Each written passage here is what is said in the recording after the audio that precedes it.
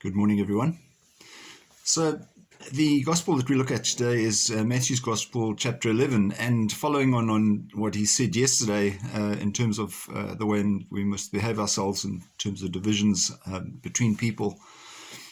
Jesus now reproaches the towns in which he had been working miracles, and people had seen what had been going on, but they still refused to repent. In other words, they're still stuck with their Jewish behavior and so forth.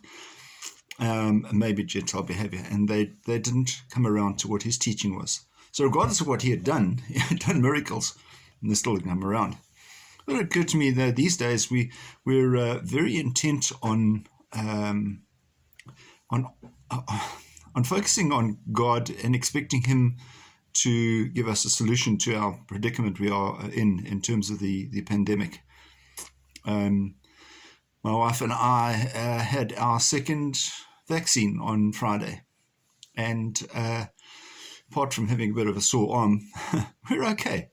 And we're very pleased that we've made that decision. We stuck with the principle and we went with it. And some people are reluctant to actually buy into that. And so regardless of what solution we are offered by medicine, regardless of what solution Jesus offers the people aren't convinced.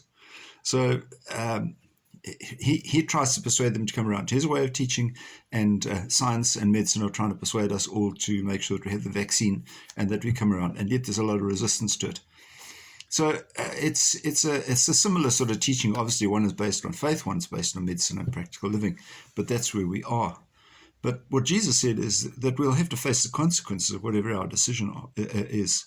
And sadly, we do see people who are dying still of COVID.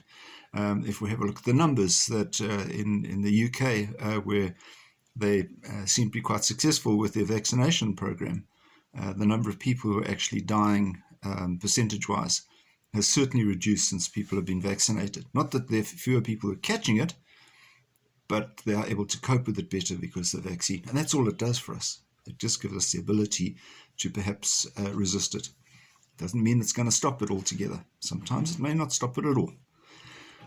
As far as Jesus is saying, we need to buy into what it is that he is saying. Does it mean that evil is going to go away in the world? It doesn't. But it does mean that we are better prepared in order to be able to live and to get the rewards that he is offering us.